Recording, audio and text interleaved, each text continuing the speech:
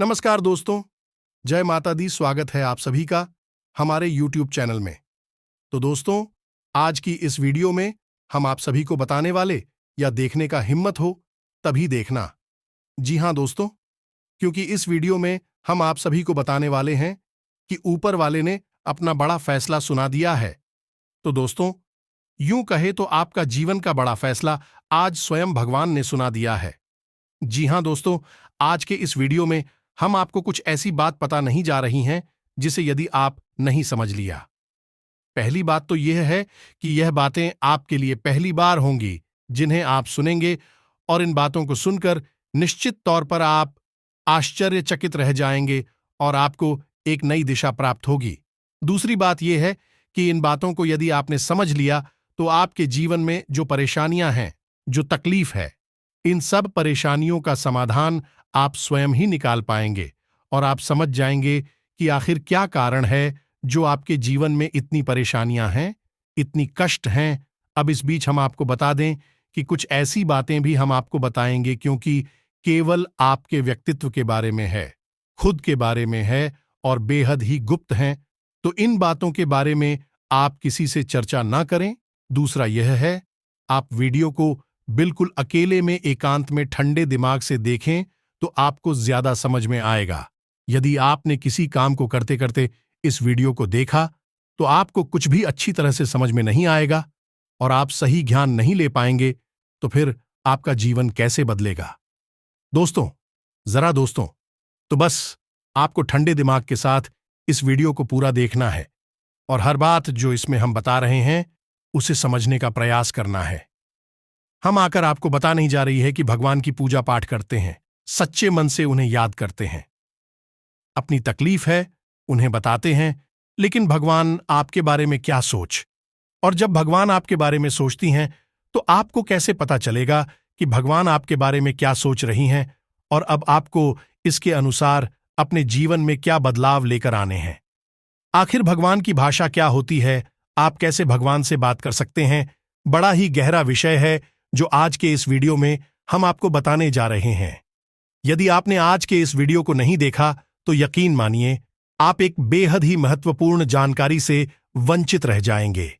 जी हां दोस्तों, आपके जीवन में जो आज की स्थिति बन रही है, इस स्थिति में भगवान आपके बारे में कुछ विशेष कर बैठे हैं। कुछ खास बड़ी घटनाएं आपके जीवन में घटित होने वाली हैं, लेकिन यदि आपने भगवान के द्वारा दिए जाने वाले संकेतों को नहीं समझा था, भगवान की भाषा को नहीं समझा, तो आप निश्चित तौर पर वही गलतियां करते रहेंगे जो आप लगातार करते चले आ रहे हैं। फिर निश्चित तौर पर आप ना तो अपने जीवन में कामयाबी हासिल कर पाएंगे और ना ही भगवान की कृपा आपको प्राप्त हो पाएगी। तो बस ठंडे दिमाग से आपको वीडियो पूरा देखना है और हर एक बात जो हम बता रहे हैं उसे समझने का प्रयास करना है। तो चलिए दोस्तों, बिना समय गंवाएं आज के इस वीडियो को प्रारंभ करते हैं और बताते हैं कि क्या फैसला है जो भगवान ने आपके लिए लिया है और आपको इस फैसले के अनुसार अपने जीवन में कौन सी जरूरी बदलाव लेकर आने चाहिए। यहां पर यह रही कि आपके अंदर यदि घर की हिम्मत है, यानी कि समय देने का साहस है। अभी आप इस वीडियो को देखें, जल्दबाजी में बिल्कुल भी ना देखें। तो चलिए आज के इस वीडियो को प्रारंभ करते हैं, लेकिन इससे पहले आपसे एक निवेदन है कि कमेंट में पूरे भक्ति भाव के साथ, सच्ची श्रद्धा के साथ जय मां काली कृपा करो 3 बार अवश्य लिखना दोस्तों, एक बार से काम नहीं बनता है। हमारे धर्मशास्त्रों में 3 का विशेष महत्व होता है दोस्तों, जैसे कि इस सृष्टि के निर्माण में त्रिदेव का महत्वपूर्ण योगदान रहता है। समय के भी 3 काल होते हैं, त्रिकवीय भी 3 पहर होते हैं और भगवान भोलेनाथ के हाथ में त्रिशूल है, उसके भी 3 सुल होते हैं। 3 का बहुत अधिक महत्व है दोस्तों। धार्मिक महत्व इसी वजह से हम हर वीडियो में आपसे कहते हैं कि आपको एक बार नहीं 3 बार लिखना है, जय मां काली कृपा करो। आप सच्चे भाव से यदि इस क्रिया को करते हैं तो यही आपकी पूजा बन जाएगी, आराधना बन जाएगी और मां काली आपके हर एक कष्ट को हर लेंगे और आपके जीवन में कृपा और आशीर्वाद भेज देंगी। तो सबसे पहले आप इस कार्य को करें। उसके बाद एक और छोटा सा निवेदन है। वीडियो शुरू करने से पहले हम आप सभी से एक महत्वपूर्ण बात करना चाहते हैं कि हम आप सभी के लिए अच्छे से जानकारी के लिए दिन रात मेहनत करते हैं। बहुत छानबीन करने की बात, आप सभी के लिए हम बहुत अच्छे अच्छे जानकारियां लेकर आते हैं जो कि आप सभी के जीवन के लिए बहुत ही जरूरी होता है। और दोस्तों, इन सभी के लिए हम आपसे कुछ नहीं चाहते हैं, बस हम इतना चाहते कि आप हमारे चैनल को सब्सक्राइब कर लें और हमारे चैनल से जुड़ जाएं, जिनमें आपको 1 रुपया भी नहीं लगेगा। बस इतना हमारा आप सभी से हाथ जोड़कर प्रार्थना है, निवेदन है, तो हमारा भावना को जरूर समझिएगा और हमारे चैनल को सब्सक्राइब कीजिएगा।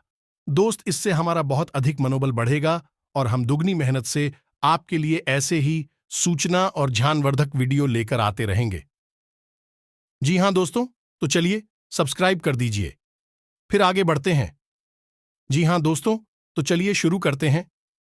दोस्तों, एक बात क्यों हम आपको बता दें, और ये थोड़ी सी कड़वी बात हो सकती है, शायद सुनकर आपको अच्छा ना लगे, झटका लगेगा।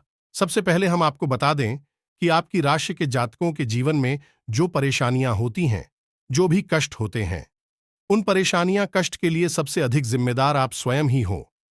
आपको लगता है ऐसा है कि कोई बाहर का इंसान का, कोई अपना ही या कोई पराया इंसान आपको किसने किसी बात से परेशान कर रहा है, या आपके जीवन में परेशानियां चल रही हैं, उतार चढ़ाव चल रहे हैं। हां, थोड़ा बहुत दूसरों के द्वारा निर्मित की गई परेशानियां और कष्ट होते हैं, लेकिन कई ऐसी समस्याएं हैं, कई ऐसी परेशानियां हैं जिन्हें आप स्वयं ही न्योता दे देते हैं, अपने जीवन में आमंत्रण दे देते हैं, और आप अनजाने में ऐसा करते हैं। दोस्तों, आपको अपने व्यवहार पर नियंत्रण नहीं रहता है, इस वजह से आपको ऐसी परिस्थितियों का सामना करना पड़ता है। तो अब इस बात को सुनकर आपको शायद ऐसा मन में प्रश्न उठेगा कि आप मना अपने आप को परेशान क्यों करेंगे। आपके मन में ऐसी बात आ सकती है कि भाई, आप अपने आप को परेशानी में क्यों डाल देंगे। ऐसा कोई जानबूझकर करता है तो हम आपको बता दें कि आप ऐसा निश्चित तौर पर करते हैं, तो आपके स्वभाव में कुछ बहुत बड़ी खामियां हैं, कुछ बहुत बड़ी परेशानियां हैं। इनको लेकर आप हमेशा परेशान रहते हैं, विचलित रहती हैं। ये दोस्त कौन सी है वह परेशानियां, ध्यान से सुनिए। सबसे पहली परेशानी, आप भले और बुरे लोगों के बीच कभी भी फर्क नहीं लगा पाते हैं। आप एक भावुक इंसान हैं, ये छोटी बात नहीं है, बहुत बड़ी बात है, और इसी की वजह से आप असल में हर रिश्ते नाते में फंस जाते हैं। आपका दुरुपयोग होता है, आप इसको अपना हमदर्द मानते हैं, आप सच्चे दिल से जिससे प्रेम करने लगते हैं। आपको पता चलता है कि अरे, ये तो बहुत बड़ा धोखेबाज निकला, समय आने पर इसने आपका बिल्कुल भी साथ नहीं दिया और इसने तो आपको बहुत बड़ी मुसीबत में डाल दिया। आपका दुरुपयोग किया, आपसे रुपए मांग लिए, आपकी मदद मांग ली। बाद में जब आपको जरूरत पड़ी तो आपके लिए बिल्कुल भी नहीं आया। जब आपको ऐसा पता लगता है तो फिर आप दुखी हो जाते हैं, परेशान हो जाते हैं, फिर सोचते रहते हैं उसी इंसान के बारे में, और आपको लगता है कि इस इंसान ने आपको बहुत कष्ट पहुंचाया। ऐसा ही दोस्तों उन लोगों के साथ भी होता है जिन्हें आप अपना शत्रु मानते हैं। इसका उल्टा भी होता है, जिन्हें आप अपना शत्रु मानते हैं लेकिन वह असल में आपके हमदर्द है, लेकिन आप उनकी बातें अच्छी नहीं लगती हैं, आपको उनसे चिढ़ होती है, उनकी कही हुई हर एक बात आपको चुभने लगती है, लेकिन असल में होता उल्टा है। अभी आपकी हमदर्द है, हो सकता है कि आपकी थोड़ी बहुत आलोचना करते हैं, आपके कार्यों में कमियां निकालते हैं, लेकिन भी आपको देख रहे हैं, आप पर नजर रख रहे हैं, आपकी चिंता करते हैं, तो आपके अंदर जो कमियां हैं उन कमियों को बताते हैं, तो आप चले जाते हैं और आप उनसे दुश्मनी मोल ले लेते हैं। तो अपने जो आपकी हैं सच्चे वाले, उन्हें तो आप कभी पहचान नहीं पाते हैं, और जो नकली वाली अपनी हैं, क्योंकि मगरमच्छ के आंसू बहाते हैं, ढोंग करते हैं, नकाब लगाकर आपके आसपास घूमते रहते हैं, ऐसे लोगों को आप अपना समझते हैं और फिर आप परेशान होते हैं। इधर भी आपको परेशानी मिलती है और उधर भी आपको परेशानी मिलती है। तो ऐसी स्थिति में आप खुद अपनी परेशानियों के जिम्मेदार हुए या नहीं हुए, आप स्वयं विचार करिए। दोस्तों के बाद बहुत सामान्य तौर पर हमने कही है, लेकिन ता बढ़िया दोस्तों, यदि आप सच्चे इंसान को पहचानना सीख जाए तो आपके जीवन से आधी से ज्यादा परेशानियां दूर हो जाएं। आपका दिल कभी नहीं टूटेगा, आप दुखी कभी नहीं होंगे और आपके अंदर ही खूबी है कि यदि आप दुखी हैं तो आपका फिर किसी भी काम में मन नहीं लगता है और आप इतनी अच्छी तरह से कोई भी कार्य नहीं कर पाते हैं। आपके निर्णय उतनी मजबूत नहीं होते हैं। हमेशा आपका ऊर्जा का स्तर गिरा हुआ रहता है और आपके अंदर नकारात्मकता घर करने लगती है। फिर आपको हर बात बुरी लगने लगती है। जीवन भी बुरा लगता है, तो थोड़ा आपको इस पर कार्य करना है। तो आप कैसे पहचाने ना दोस्तों, आपके अंदर एक छोटी सी कमी और भी है कि जब कोई इंसान आपकी बात काटने लगता है, आपका विरोध करने लगता है, तो अचानक से आपको क्रोध आने लगता है।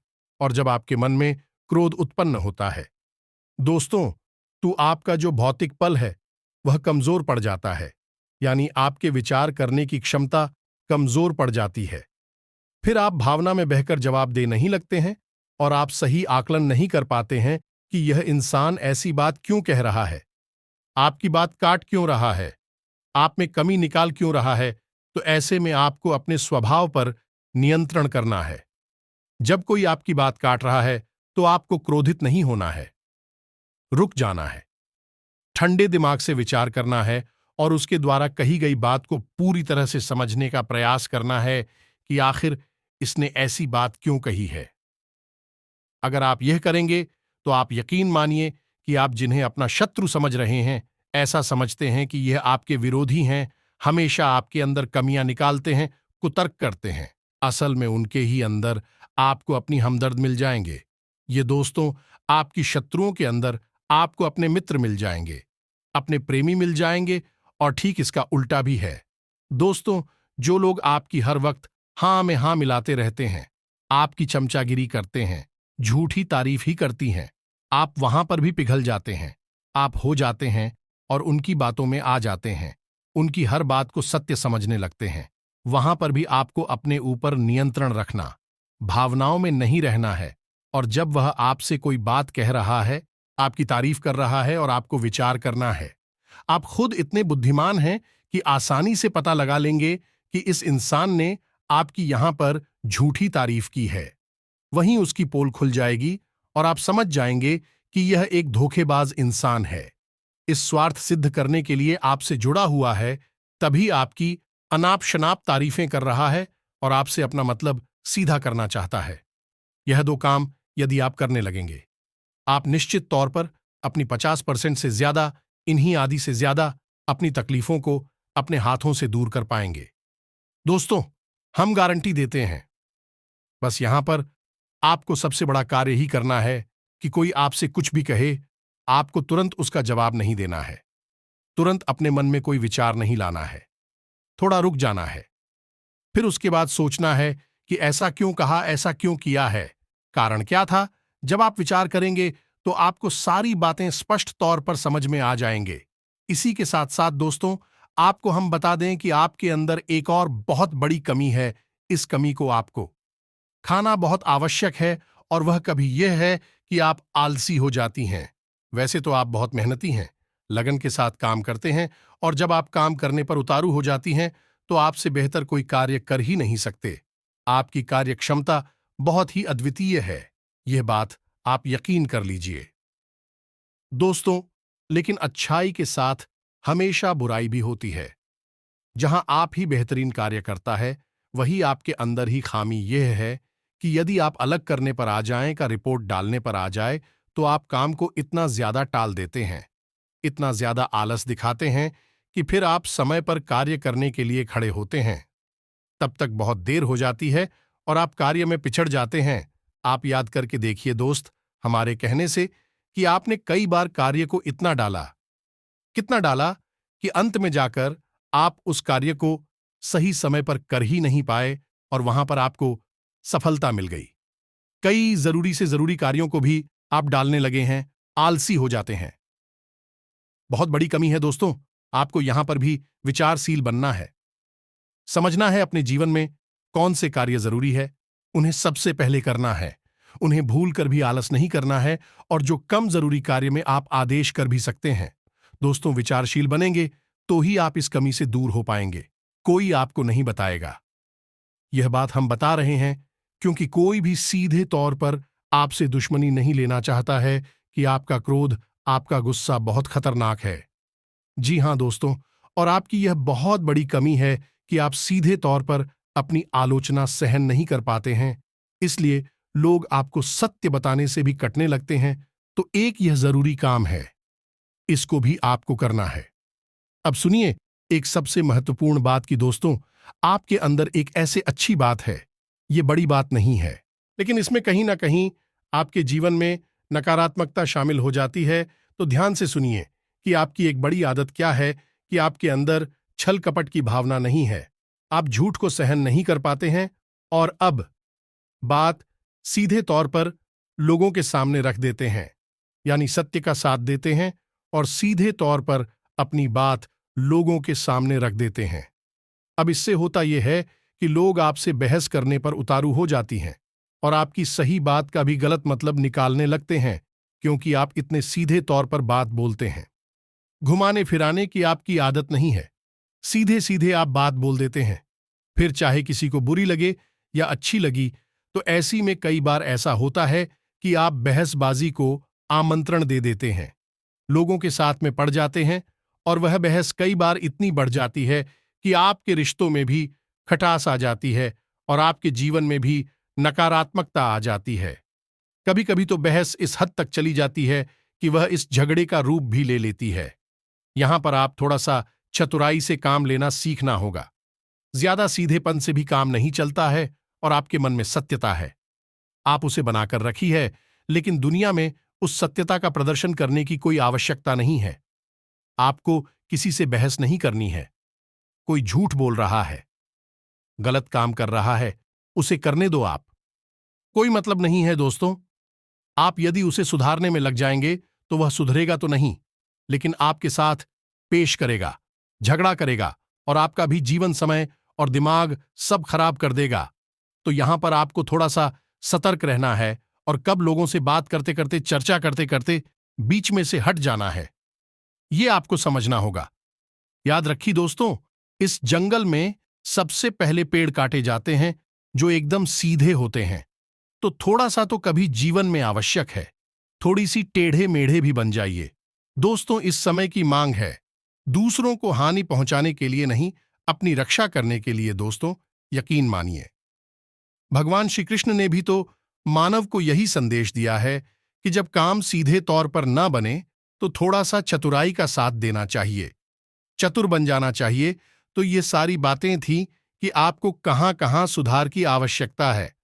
वैसे तो और भी बहुत सारी बातें हैं दोस्तों, लेकिन उन सबको करने लगे तो वीडियो बहुत लंबा हो जाएगा।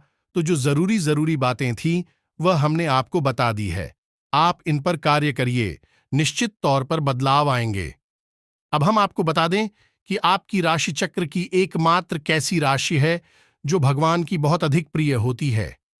ये दोस्तों, हम अपने पिछले कई वीडियो में भी इस विषय पर आपको बता चुके हैं, संकेत दे चुके हैं, लेकिन अब हम आपको बताने जा रहे हैं कि कौन सी संकेत होते हैं, मुख्य संकेत होते हैं जिनसे आपको यह पता लग जाएगा कि भगवान आपको बहुत अधिक प्रेम करते हैं, आपकी बात सुनते हैं और आपको भगवान की शरण में जाना चाहिए, तभी आपका उद्धार होगा। अब यहां पर गौर करने वाली बात यह है कि कुछ लोगों के मन में यह भी प्रश्न उठ सकता है कि किस भगवान की शरण में चले जाए। तो हम आपको बता दें कि आप किसी भी भगवान की शरण में जाएं, जो आपके आराध्य हैं उनकी शरण में जाएं। आपका काम बन जाएगा, आपकी जिंदगी बदल जाएगी। अब भगवान सब एक ही हैं, सभी शक्ति के स्वरूप हैं, बस उनके नाम और रूप अलग अलग हैं, लेकिन वह सब अंत में एक ही है। तो आप अपने मन में बिल्कुल भी शंका ना लाएं। हम हनुमान जी की पूजा करें, भगवान भोलेनाथ की, कृष्ण जी की पूजा करें, राम जी की पूजा करें या फिर माता की पूजा करें, बिल्कुल भी कोई संकोच न लाएं। आपके मन में इसके लिए भी भाव उत्पन्न होते हैं, भावनाएं होती हैं। आप उनकी सच्चे मन से पूजा आराधना शुरू करें और आप देखेंगे चमत्कार आऊंगा। जी हां दोस्तों, अब ध्यान से सुनिए कि आपके शरीर में कौन सी जगह है जहां से आपको यह संकेत मिले हैं कि भगवान आपको बहुत अधिक पसंद करते हैं, आप उनके बहुत प्रिय हैं और वह आपको बुला रहे हैं। आपकी जिंदगी बदलना चाहते हैं तो दोस्तों, आप इस शरीर से जुड़ी 5 ऐसी जगह हैं जहां से भगवान आपको तरह तरह के संकेत देते हैं। ये दोस्तों तो ध्यान से सुनिए। सबसे पहले आपकी कमर के निचले हिस्से में आपको दर्द रहना शुरू हो जाएगा। यदि आपको दर्द होता है तो आप समझ गए कि भगवान की सकारात्मक ऊर्जा आपके अंदर विश करना चाहती है या कर चुकी है। अब यहां पर दर्द क्यों होगा? दोस्तों, तो आप समझ गए कि इंसान के शरीर का सबसे निचला चक्र मूलाधार इसी स्थान पर होता है और यह मूलाधार चक्र है। यह आपको बहुत ही ख्वाब ही बनाता है दोस्तों, यानी कि सुख सुविधाएं और ऐश्वर्य को भोगने के लिए प्रेरित करता है।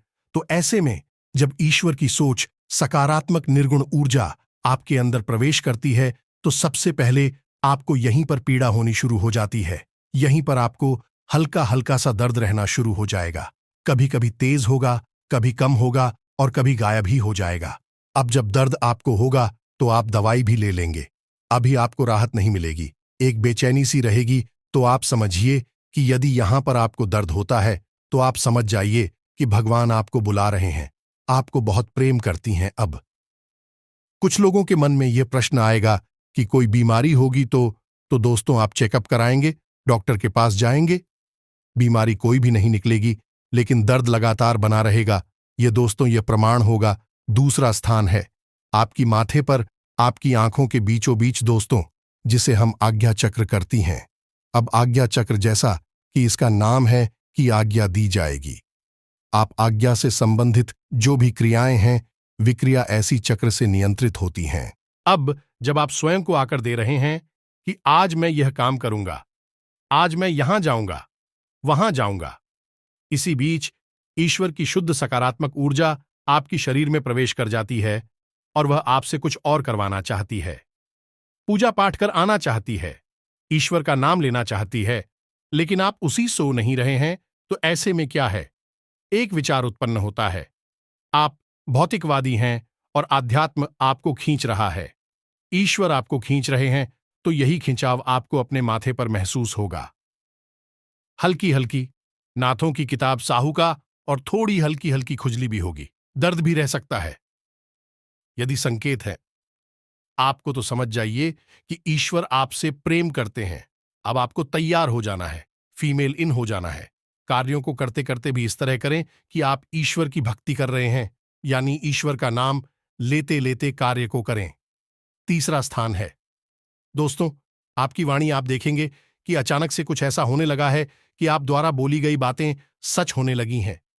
हर बात तो नहीं होगी, लेकिन कई बातें ऐसी होंगी जो आपने यूं ही बोल दी और वह बात सच हो जाएगी। यदि ऐसा हो रहा है तभी आप सतर्क हो जाइए। चौथा स्थान है आपके विचार। अब आपने किसी के बारे में कुछ बोला नहीं, बस मन में सोच ही लिया क्या, और वह घटना भी यदि घट जाएगा। ऐसा भी हर बार नहीं होगा, अक्सर कई बार होगा, लेकिन स्पष्ट तौर पर नहीं होगा। आपके मन में बस जरा सा विचार आएगा और वह विचार सत्य हो जाएगा। जिन दोस्तों, यह भी एक बहुत बड़ा संकेत है और आखिरी संकेत है आप इस सपने। आपके मन में जो भी विचार चल रहे हैं, आपके मन में कोई उलझन है, तो उन विचारों का, उन उलझनों से संबंधित कोई समाधान आपको सपनों के माध्यम से मिल जाएगा।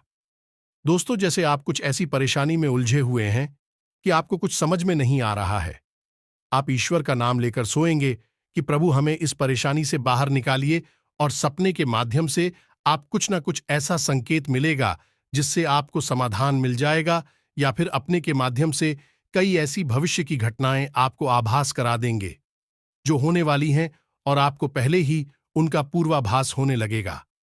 ईश्वर से जुड़े हुए संकेत भी आपसे मिल सकते हैं। आप जिनको पूजा पाठ करते हैं, जो आपके आ रहे हैं, उनसे जुड़े हुए भी कुछ संकेत आपको मिल सकती हैं। यदि ऐसा कुछ हो रहा है तो आप समझ जाइए कि यह बहुत अच्छा समय है। जवाब ईश्वर से जुड़ेंगे। बस कुछ समझ में भी आ जाते हैं तो आप समझ जाइए कि अब समय आ चुका है। सर में लीन होना है, धार्मिक होना है। पूरी तरह से नकारात्मक चीजों को त्याग दीजिए। इसी प्रकार का व्यसन आपके जीवन में है जो अवसरवादी कोई आपको आदत लगी हुई है, उसे त्याग दीजिए। दोस्तों, अब समय आ गया है जब आपको बड़ा कदम उठाना है, ईश्वर से जुड़ना है, जो ईश्वर खुद आपको बुला रहे हैं। यदि आज आपने यह कदम नहीं उठाया तो फिर कभी मौका नहीं मिलेगा, कभी आपकी सद्गति नहीं होगी। तो अब आपको करना क्या है? कुछ लोग ऐसे में यह प्रश्न भी करेंगे या नहीं, उनके मन में यह सवाल भी उठेगा कि हम तो कामकाज में उलझे रहते हैं, दिन भर तो ईश्वर की आराधना कब करें, ईश्वर की कब पूजा पाठ करें, मंदिर में कब जाए। तो दोस्त, हम आपको बता दें कि पूजा पाठ करने के लिए यदि आपके पास समय है तो आप करिए, जितना समय है उतना करिए। मंदिर जाने का समय है तो जाइए, सर्वोत्तम है। इधर उधर बैठकर समय खराब करने से बेहतर है कि भगवान की शरण में चाहिए। मंदिर जाइए और वहां पर भगवान की शरण में बैठी है, आपका मन बहुत सुंदर हो जाएगा। दूसरा, यदि आपके पास समय नहीं है कि आप नहीं जा पा रहे हैं, मंदिर पूजा पाठ भी नहीं कर पा रहे हैं, तो कोई बात नहीं है दोस्तों, कर्म ही पूजा है। हमारे शास्त्रों में लिखा हुआ है, तो आप कर्म को ही पूजा समझकर करिए। ये दोस्तों, आपकी जो भी आज जाते हैं, मानकर चलिए कि हनुमान जी आपके आराध्य हैं, तो आप जो भी कार्य करती हैं उस कार्य को हनुमान जी की पूजा मानकर करिए। या दोस्तों, आप अपने मन में विचार करें कि आप ऑफिस जा रहे हैं, तो घर से बाहर निकलने से पहले हनुमान जी को याद करते हुए हनुमान जी से कहना है कि प्रभु, आज का कार्य हम आपकी पूजा के तौर पर करेंगे और आपको समर्पित करेंगे दोस्तों, और शुद्धता के साथ करेंगे, जैसे कि मंदिर में हम आपकी पूजा करते हैं। कोई भी कार्य आप करिए, अपने दिन भर के सारे कार्य करिए, ईश्वर को समर्पित करें, उसकी पूजा मानकर करिए। इसीलिए तो कहा गया है, कर्म ही पूजा है, तो आप कर्म करिए। जब साधारण कार्य को यानी दैनिक क्रियाओं को भी ईश्वर को समर्पित करने के बाद किया जाता है, तो वह कर्म बन जाते हैं, और क्रिया में और करनी में फर्क किया है। दोस्तों, की क्रिया केवल जीवन को चलाने के काम आती है, कर्म हमारी आत्मा को भी उच्च स्तर पर ले जाते हैं, हमें मुक्ति के द्वार तक ले जाते हैं, ईश्वर के और नजदीक ले जाते हैं।